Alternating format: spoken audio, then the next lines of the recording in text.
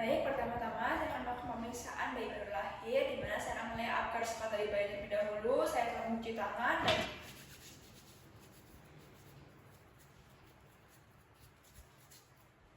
dan saya akan bayi baru lahir juga telah diletakkan di tempat pemeriksaan. Pertama-tama saya akan menilai warna kulit dari bayi terlebih dahulu. Di sini saya lihat warna kulit dari bayi sendiri, yaitu sudah tampak kemerahan, di mana skornya itu 2. Berikutnya saya akan memeriksa jantung dari bayi sendiri menggunakan stetoskop.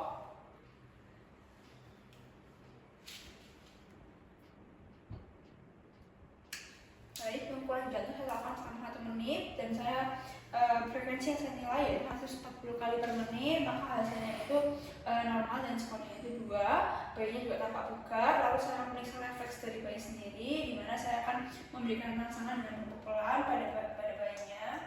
Baik, untuk hasilnya itu 2, di mana terdapat reaksi melawan. Lalu saya akan memeriksa panus dari otot bayinya sendiri, di mana sini saya akan melihat aktivitas gerakan bayinya sendiri, bayinya bergerak aktif. Oleh karena itu skornya 2.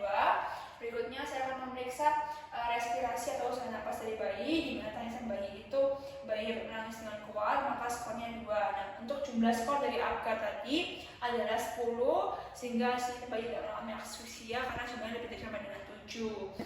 Baik, berikutnya saya akan melakukan pemeriksaan bayi baru lahir, di mana saya telah mencuci tangan 6 langkah dan saya akan menggunakan sarung tangan terlebih dahulu.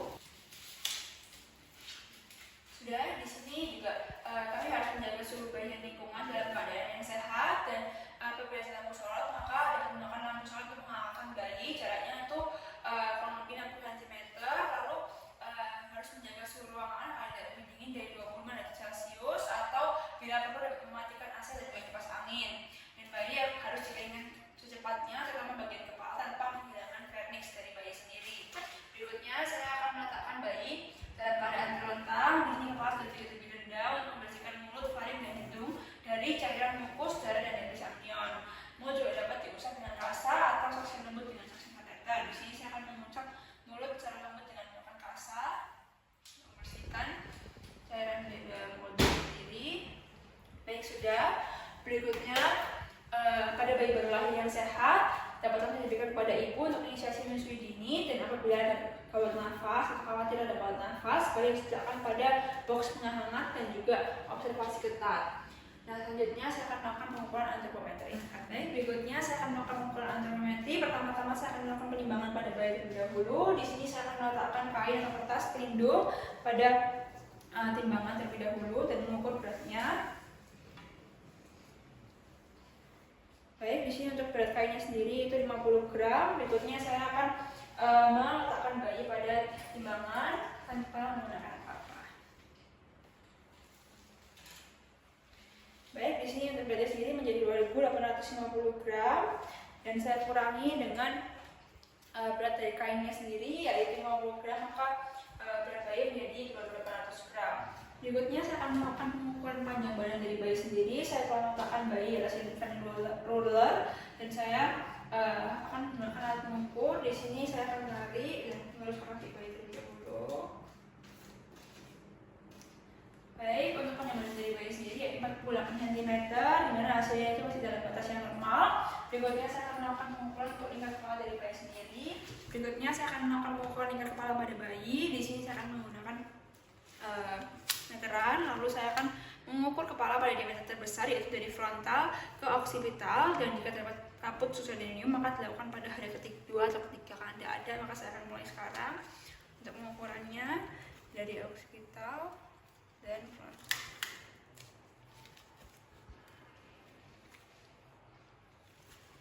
Oke, untuk kepala bayi sendiri ukurannya yaitu 33,5 cm, di mana hasilnya dalam batas yang normal. Berikutnya saya akan mengukur dada dari bayi juga. Di sini saya akan melakukan pengukuran dari dada ke punggung, kembali ke dada lagi, dan dilakukan melalui kedua puting.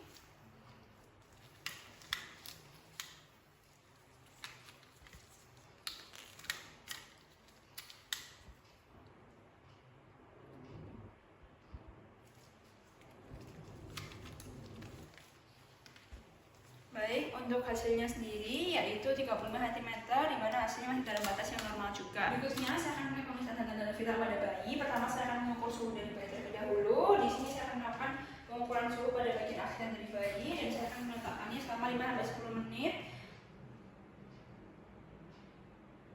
Oke, baik, sudah 5 menit dan saya akan melihat hasilnya. Di sini hasilnya segini 36,5 derajat Celcius, sebenarnya hasilnya dalam batas yang normal. Dan berikutnya saya akan melakukan penyusunan bayi. Di sini saya akan memperhatikan peraturan penyusunan bayi dan hitung frekuensinya selama 1 menit penuh.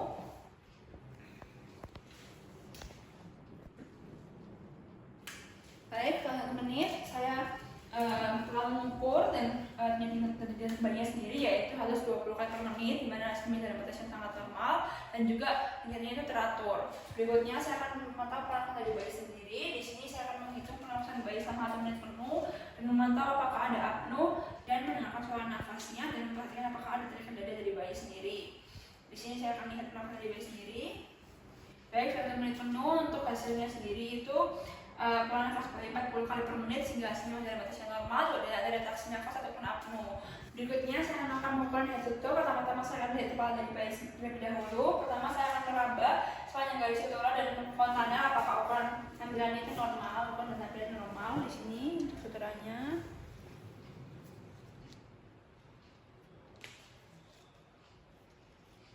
Baik, saya telah meraba kontena anterior dan kontena yang besar itu dapat jadi akibat prematuritas atau hidrosefalus. Nah, pada bayi ini kontena itu dalam batas yang lebih normal, tidak terlalu besar pun terlalu kecil, dan juga saya telah melihat tidak ada kaput sexadenium, sefalhematom ataupun perdarahan subaponeurotik atau faktor kelamin korak, jadi tidak ada trauma kelahiran, juga tidak ada kelainan kongenital seperti anencefali ataupun mikrosefali.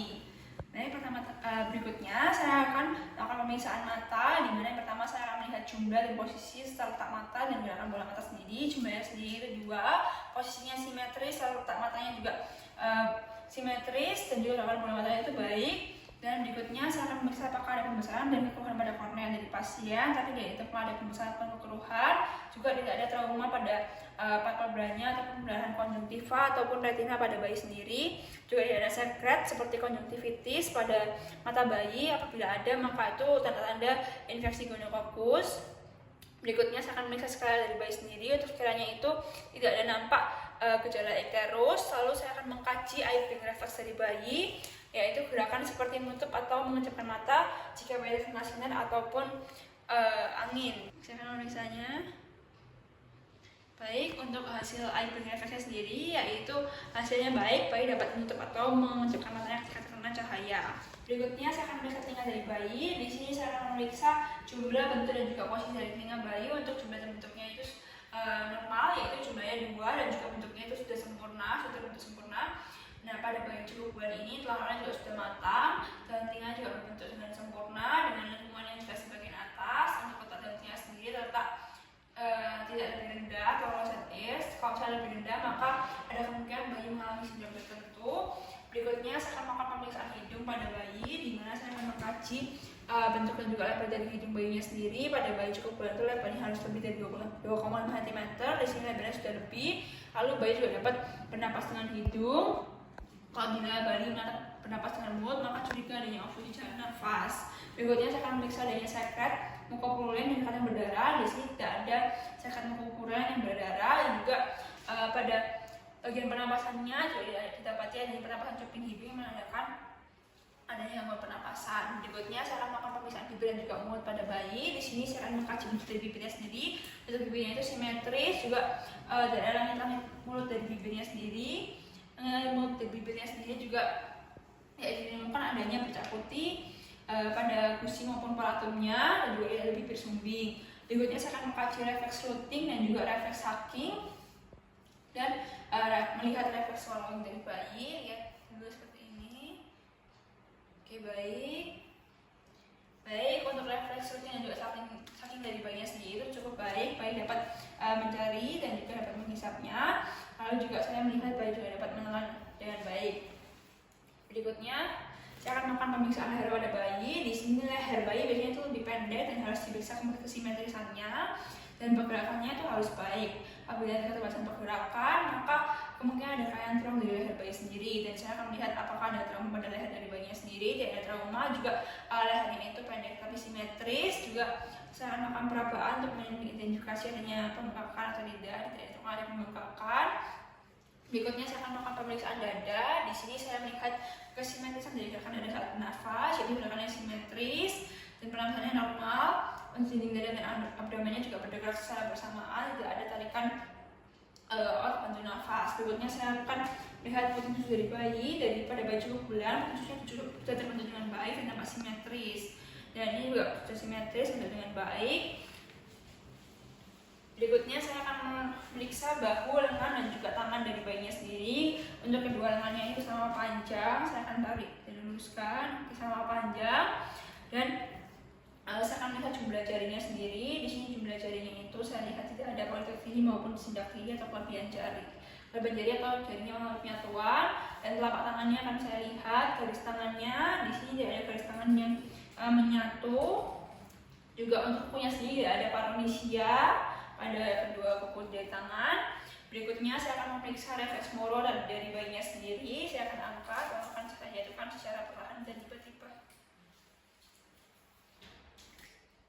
Oke, baik. Di sini untuk refleks Moronya itu baik. Bayi dapat meletakkan jari-jarinya dan mengembangkan tangannya ke samping, kemudian dapat juga melihat tangannya kembali dengan cepat seperti ingin melumpuh seseorang. Berikutnya saya akan memeriksa refleks palmar grasping pada bayi, di mana saya akan meletakkan jari saya pada tangan bayi, lalu bayi akan refleks untuk menggenggamnya. Baik untuk refleks palmar grasping dari bayi ini sendiri juga sangat baik, bayi dapat menggenggam tangan yang saya letakkan di tangan bayi. Berikutnya saya akan memeriksa abdomen dari bayi sendiri. Di sini saya akan lihat tali pusat dari bayi. Tali pusatnya sendiri itu terdapat 2 arteri dan 1 vena. Dan juga pergerakan abdomennya itu akan saya observasi. Abdomennya tampak bulat dan juga bergerak serentak dengan gerakan dada saat bernafas. Saya akan meraba abdomen untuk melihat apakah adanya massa.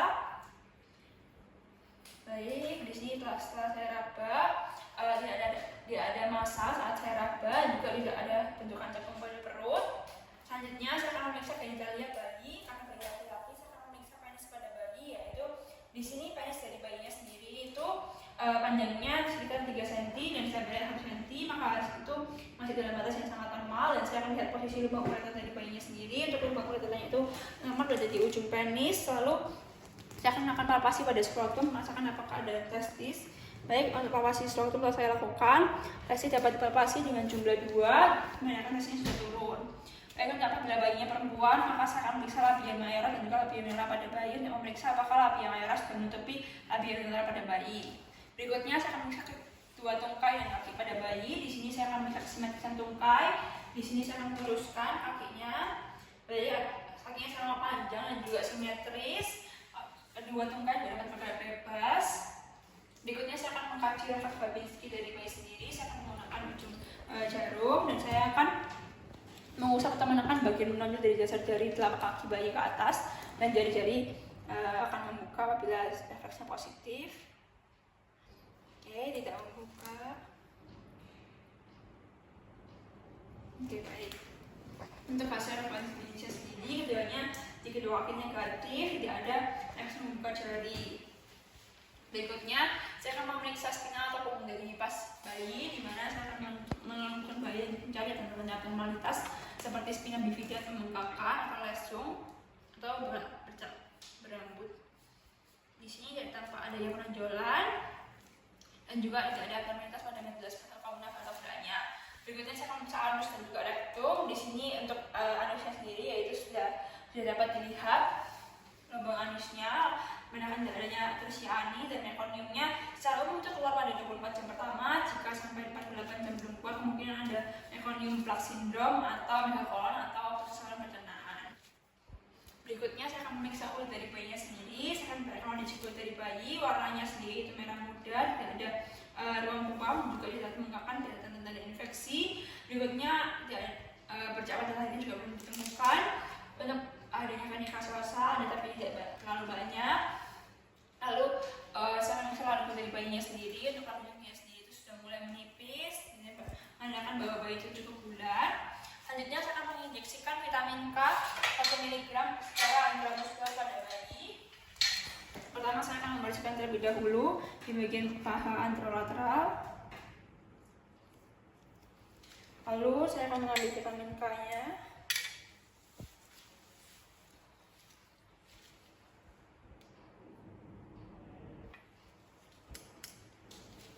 Akan saya injeksikan secara intramuskular pada bayi anterolateral. aspirasi terlebih dahulu, lalu saya masukkan.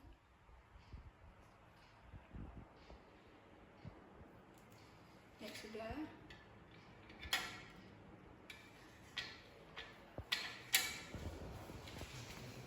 Selanjutnya saya juga akan melakukan pengambilan darah untuk newborn screening, yaitu ada hemoglobin, golongan darah, HCT, lalu juga ada tes bilirubin untuk bayi serta hearing impairment screening. Berikutnya saya akan menjelaskan orang tua dan tentang hasil pemeriksaan dan juga memberikan konseling. Baik Ibu, untuk hasil pemeriksaan sendiri tadi setelah saya akan melihat bayi baru lahir, semuanya dalam batas masih normal, yang cukup sangat bagus. Berikutnya nanti bisa melanjutkan dengan menyusui bayinya selama 6 bulan dan setelah 6 bulan juga dapat diberikan MPASI. Lalu berikutnya saya akan membereskan alat dan bahan yang telah saya gunakan. Lalu saya akan melepaskan sarung tangan dan juga saya akan mencuci tangan dan lama kembali. Yang terakhir saya juga akan mendokumentasikan hasil pemeriksaan. Baik, berikutnya saya akan melakukan pemeriksaan Ballard score pada bayi, di mana saya mencuci tangan dan mengangkat terlebih dahulu. Lalu di sini bayi-bayi baru juga sudah diletakkan pada tempat pemeriksaan. Pertama saya akan menilai maturitas dari neuromuskular bayi terlebih dahulu. Di sini bayi saya ditempatkan terlentang dan saya akan menunggu hingga bayi tenang untuk melakukan pengukuran Ballard score. Baik, bayi sudah tenang. Pertama saya akan menilai dari postur dari bayinya sendiri. Di sini postur bayinya yaitu frog position, di mana itu skornya adalah 4. Berikutnya saya akan menilai jendela siku dari bayi, di mana saya akan menfleksikan pergelangan tangan dan memberikan cukup tekanan untuk mendapatkan posisi fleksi yang sefleksi mungkin. Seperti ini. Baik, untuk hasilnya sendiri dari sudut antara eminensi hipotesis dan bagian antara lengan bawahnya itu hasil skornya yaitu 4. Berikutnya saya akan memeriksa recoil lengan dari bayi, di mana saya akan memegang kedua lengan dari bayi lalu saya akan memfleksikan bagian bawah sejauh mungkin dalam waktu 5 detik. 1, 2, 3, 4, 5. Baik, sudah saya melepaskan tiba-tiba dan bayi dapat mengangkat kedua tangannya sendiri dengan sangat baik hingga hasilnya yaitu 4. Berikutnya saya akan mengecek sudut poplite dari bayi, di mana bayi bisa diposisikan terlentang, kemudian pahanya akan saya tempatkan lembut di perut bayi dengan lututnya tertekuk penuh. Seperti ini saya akan semaksimal mungkin menepuk lutut bayi. Baik, seperti ini. Saya telah mengukur sudut yang terbentuk antara paha dan juga betis di area poplite dari bayi sendiri. Untuk sudutnya sendiri yaitu skornya 4. Berikutnya saya akan memeriksa tanda sial pada bayi, di mana bayi telah saya baringkan terlentang dan saya mengarahkan kepala bayi ke tengah garis tubuh, sudah mengarah ke garis tengah tubuh, dan saya akan mendorong tangan bayi melalui dari bagian atas dengan tangan dan ibu jari tangan lain memeriksa, dan saya akan meletakkan tangannya untuk menahan kedua bahu supaya tetap menempel pada permukaan meja dan kepalanya tetap lurus. Baik, seperti ini. Untuk hasilnya sendiri, tangan bayi tidak dapat melewati garis tengah tubuh, skornya yaitu 3. Berikutnya saya akan memeriksa proses tumit telinga dari bayi sendiri. Di sini saya memposisikan bayi kepada terlentang, lalu saya akan mengangkat bayi dengan ibu jari dan telunjuk, lalu saya akan tarik sedekat mungkin dengan kepala tanpa memaksa bayi. Oke, baik, sudah. Oke, untuk hasilnya sendiri skornya yaitu 3. Berikutnya saya akan menilai kematangan fisik dari bayi. Pertama saya memperhatikan kulit dari bayi, baik warna maupun teksturnya. Untuk hasilnya sendiri skornya 2, yaitu permukaannya melepas dengan tanpa ruang hingga ada ruangnya juga. Veranya sendiri jarang. Berikutnya saya akan memperhatikan lagu dari bayinya, dan di sini untuk lagu bayinya sendiri juga dapat adanya lagu yang banyak. Ini skornya 2, lagunya menipis. Berikutnya saya akan permukaan pantat kakinya terlebih dahulu. Di sini permukaan pantat kakinya sendiri yaitu hasilnya 3, yaitu lipatan pada 2/3 anterior. Lalu selanjutnya cara melipat udara dari bayinya sendiri. Baik, untuk jaringan mamai dari bawah areola saya akan melakukan palpasi terlebih dahulu. Di sini untuk jaringan mamai dan saya akan mengukur diameternya dengan kedua jari saya. Baik, untuk kepala yaitu 2, area berbintil dan panjangnya harus sampai 2 mm. Berikutnya saya akan memeriksa mata ke dalam telinga pada bayi juga. Untuk melihat dalam telinga, di sini saya akan mempalpasi ketebalan material dari dahi dan juga melipat daun telinga ke arah wajah, kemudian saya lepaskan. Baik, saya juga akan memeriksa mata dari bayi dengan cara memasukkan palpebral pada bayi sendiri. Oke, baik, sudah. Untuk skornya sendiri yaitu 3, di mana pinna dari bayi itu keras dan berbentuk, dan juga Berikutnya saya akan memeriksa kelamin dari bayi. Di sini karena bayi laki-laki, saya akan melihat testis di skrotumnya. Di sini testis sudah turun di skrotumnya dan juga skrotumnya dari Ruki yang jelas, maka skornya itu 3. Lalu saya akan menentukan total jumlah skornya sendiri. Untuk totalnya sendiri yaitu 39, sehingga biopsikan bayi ini usia kehamilannya itu 39 minggu dan dapat lahir dengan cukup bulan.